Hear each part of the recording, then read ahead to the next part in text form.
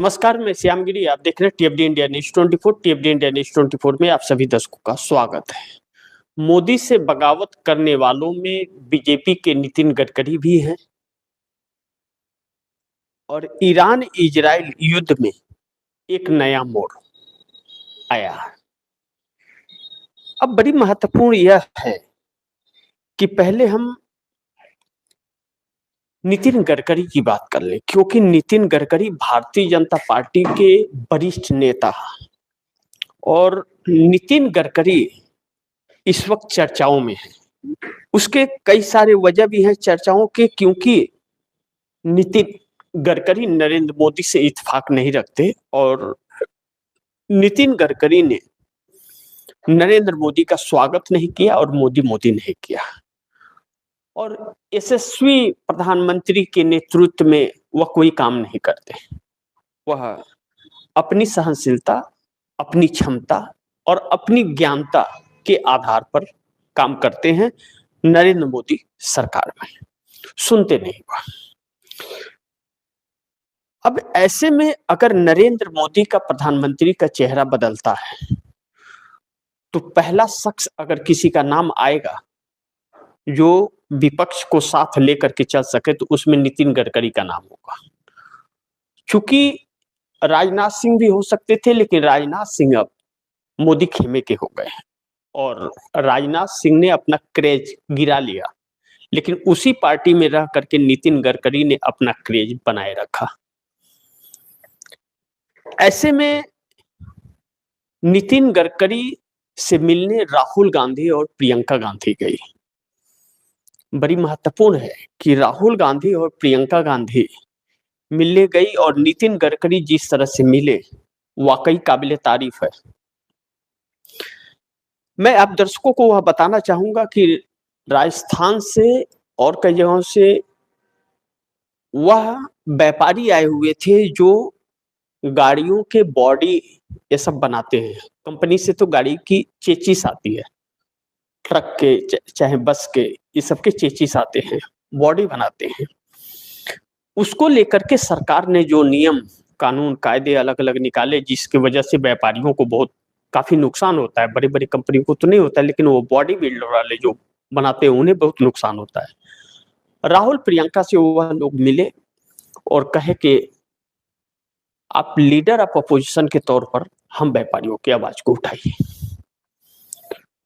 राहुल गांधी प्रियंका गांधी से बात होने के बाद में राहुल और प्रियंका ने सीधे उन लोगों को नितिन गडकरी से वक्त मांगा मिलने का और चले गए।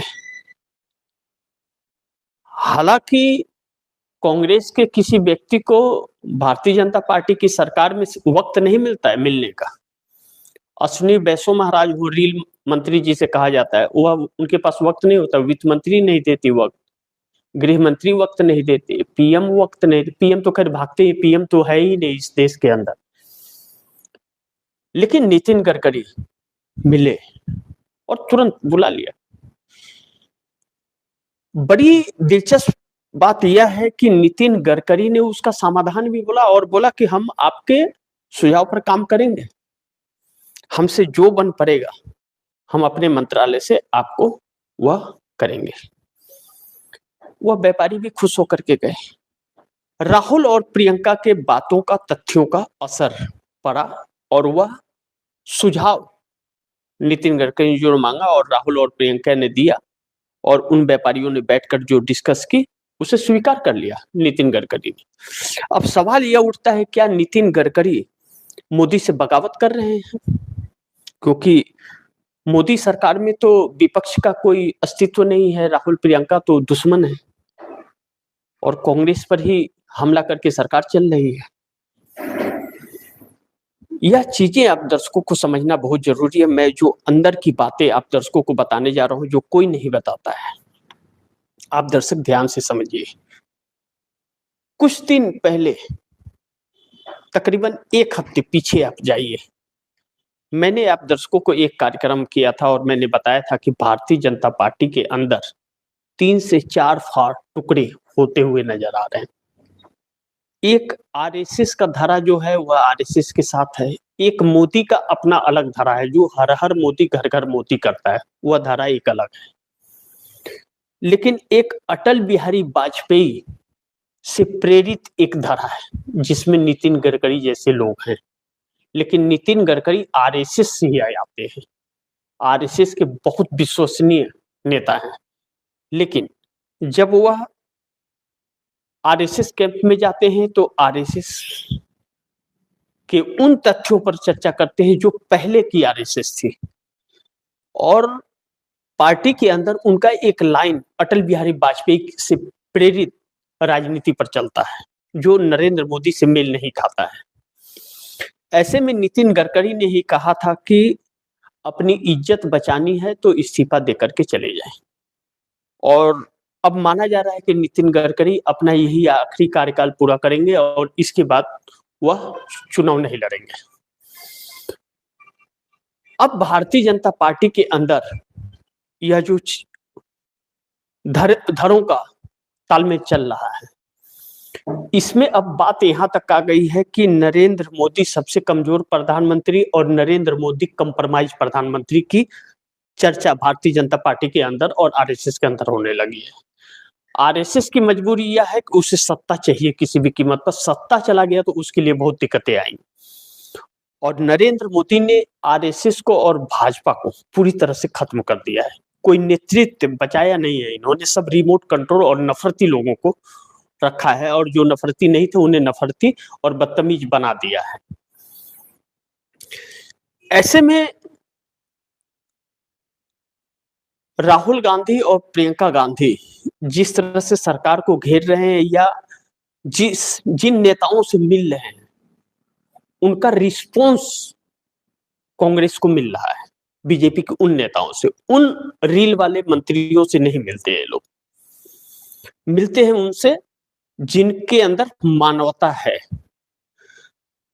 अब नितिन गडकरी, बड़े ध्यान से समझिए, अब नितिन गडकरी और सुब्रमण्यम स्वामी वाले, सुब्रमण्यम स्वामी तो सिर्फ भारतीय जनता पार्टी के सदस्य हैं, वह कोई मंत्री नहीं है, चुनाव भी नहीं लड़े, वह राज्यसभा के जरिए आते तो उनको नहीं लाया मोदी ने। प्रधानमंत्री का चेहरा बदलने के को लेकर के सुगबुगाहट नहीं, अंदर भीषण युद्ध चल रहा है भारतीय जनता पार्टी और आरएसएस के अंदर कि प्रधानमंत्री का चेहरा बदल दिया जाए, जो नितिन गडकरी मान्य हो उसमें। ध्यान दीजिएगा मैंने क्या कहा, नरेंद्र मोदी का चेहरा बदल दिया जाए और नितिन गडकरी को प्रधानमंत्री बना दिया जाए। इस बात को लेकर के भारतीय जनता पार्टी के अंदर एक हरकंप सी परिस्थिति है, क्योंकि अगर यह गोदी मीडिया नहीं होती तो यह सारी बातें बाहर आ जाती, लेकिन गोदी मीडिया का जमाना है। अब इसके दूसरे पॉइंट्स में आइए जो बड़ी महत्वपूर्ण है, तो मैं इस बात को पूरा कर दूं। जैसा मैंने कहा कि मोदी से बगावत करने वालों में बीजेपी के नितिन गडकरी भी हैं, मैंने ये प्रश्नवाचक चिन्ह दिया। इसमें क्यों दिया कि नितिन गडकरी नरेंद्र मोदी का स्वागत नहीं करते, हाथ नहीं जोड़ते, उनको देख करके कभी खड़ा हो जाते हैं लेकिन उनके तरफ ताकते नहीं, और कभी कभी नहीं खड़ा होते हैं, और माला नहीं पहनाते उनको, और न तो उनके बगल में जल्दी खड़ा होते हैं, यानी कि बिल्कुल कट। और नितिन गडकरी को चाहने वाले अटल बिहारी वाजपेयी से प्रेरित ओरिजिनल वाजपेयी जो हैं वह काफी है। तो नितिन गडकरी अभी से बगावत नहीं, 2024 के बाद से ही बगावतों के झड़ी लगाती है। कई सारे ऐसे बयान उनके हैं जो ऐसा बयान उन्होंने दिया कि कोई अपने आप को राजा ना समझे और राजा यह समझ ले कि उनके ही लोग इस्तीफे दे करके चले जाएंगे। यहाँ तक नितिन गडकरी ने कहा था कि हमारे पास प्रधानमंत्री का ऑफर भी है। अब ऐसे में नितिन गडकरी एक बगावती तेवर में है, कई सारे उनके ऐसे बयान आते हैं। लेकिन नंबर 2 पॉइंट्स जो बड़ी महत्वपूर्ण है कि एनडीए गठबंधन में नीतीश अलग राह पर चल पड़े हैं। कल से जो खबरें उनकी आ रही हैं बहुत ही अचंभित करने वाली आ रही हैं। जेडीयू की कमान भी वह अपने हाथ में ही रखेंगे, कमान नहीं किसी को देने जाने। यह बहुत क्लियर हो चुका है कि जो संजय झा, ललन सिंह, बाकी जो हो रहे थे, किसी को भी नहीं दे रहे। जेडीयू की पूरी कमान अपने पास रखने जा रहे हैं राष्ट्रीय अध्यक्ष का, और उनके खिलाफ किसी ने पर्चा दाखिला भी नहीं किया, उन्होंने नामांकन अपना कर दिया है।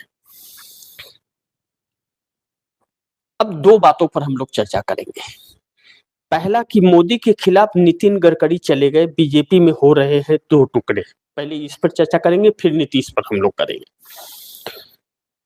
मोदी के खिलाफ नितिन गडकरी जाने का मतलब है कि पिछले दिनों एक खबर चली थी, जो आप दर्शक ध्यान दीजिएगा, पूरी मीडिया में, सोशल मीडिया में, डिजिटल प्लेटफॉर्म पर, और यह खबर चला था कि आरएसएस, जब नरेंद्र मोदी का 75 साल पूरा होने वाला था, कि आरएसएस के 40 से 42 सांसद नरेंद्र मोदी के विरोध में है, उसमें नितिन गडकरी भी थे।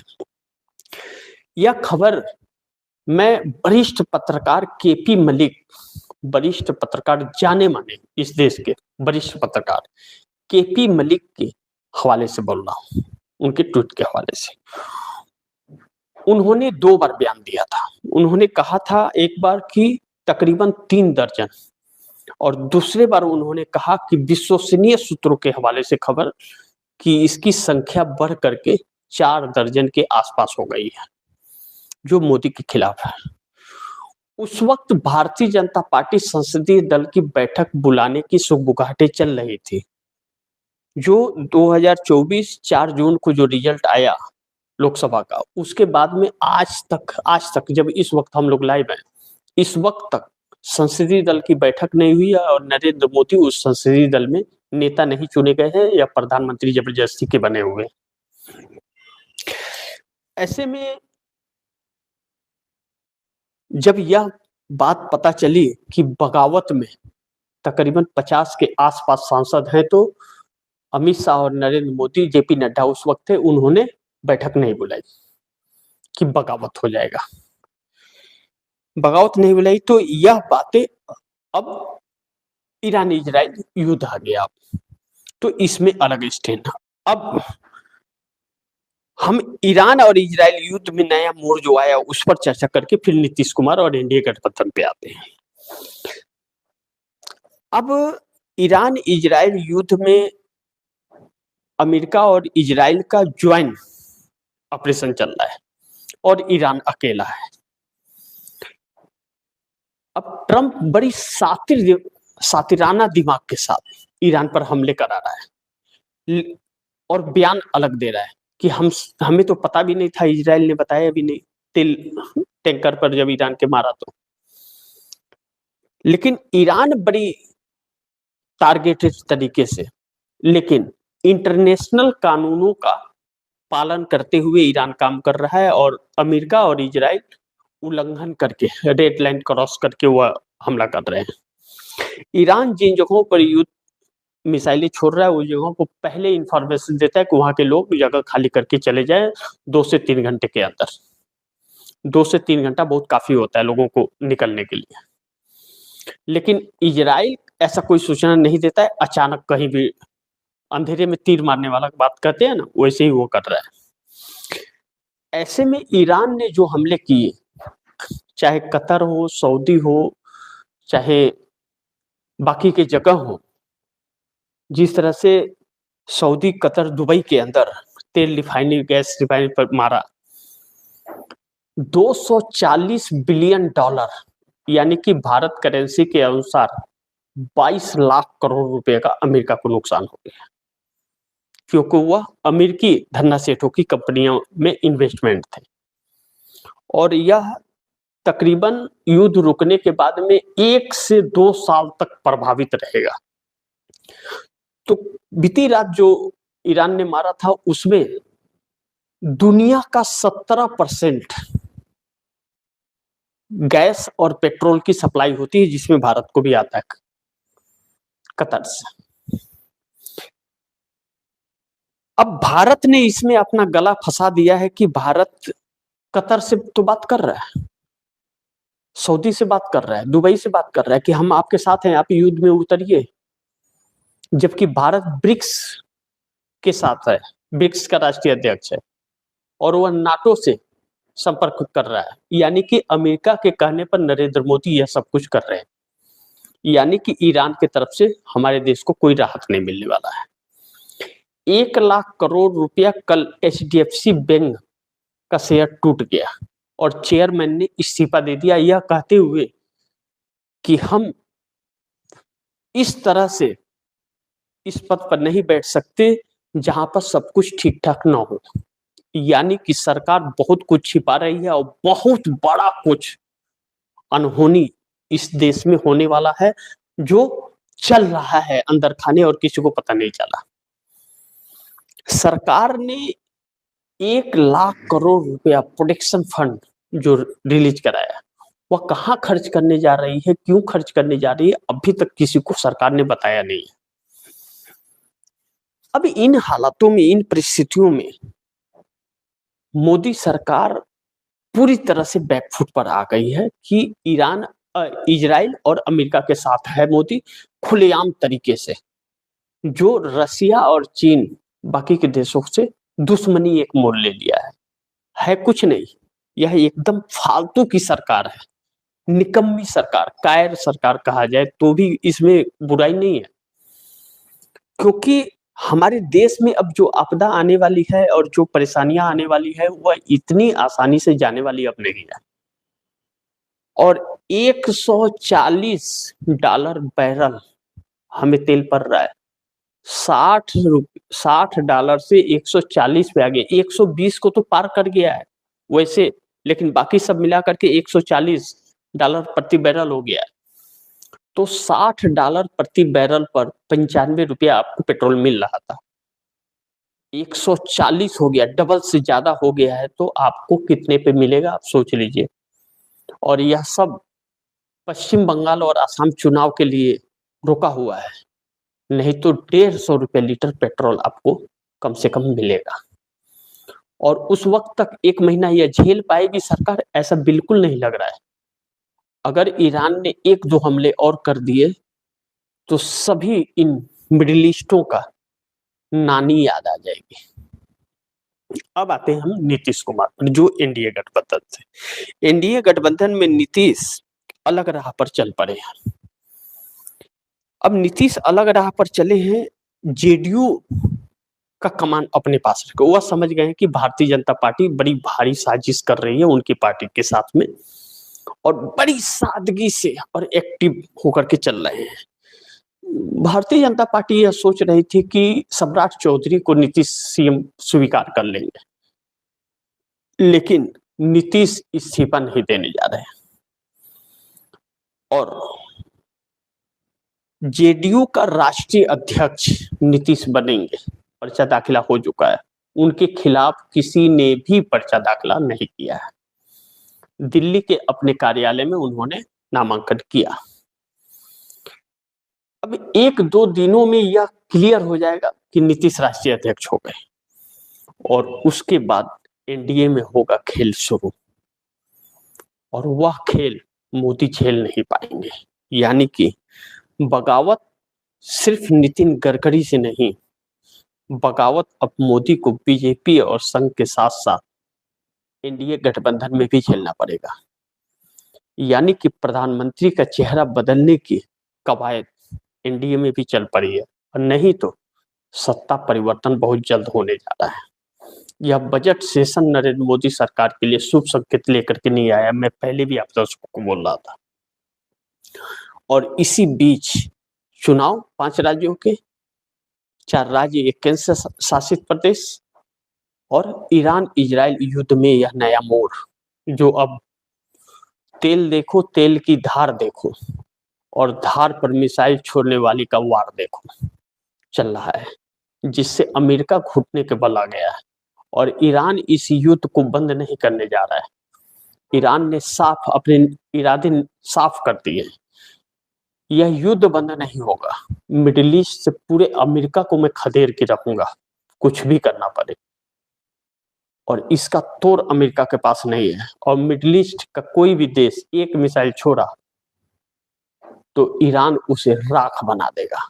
और नरेंद्र मोदी सबको एक करने में गए हैं, कतर को, सऊदी को, दुबई को, बाकी देशों को एक करते हुए नजर आ रहे हैं ट्रंप के इशारे पर, जिसकी कीमत आने वाले वक्त में भारत को चुकानी पड़ेगी। बाकी आप दर्शकों की क्या राय है, क्या सुझाव है, कमेंट बॉक्स में जरूर दीजिएगा। इस खबर को ज़्यादा से ज़्यादा शेयर कीजिएगा, अपने दोस्तों को भी कहिएगा आगे शेयर करें। और आपने अगर टीएफडी इंडिया न्यूज़ 24 को सब्सक्राइब नहीं किया, सब्सक्राइब कर लीजिएगा, अपने दोस्तों को भी कहिएगा सब्सक्राइब करें। मिलते हैं अगली खबर के साथ, तब तक के लिए नमस्कार।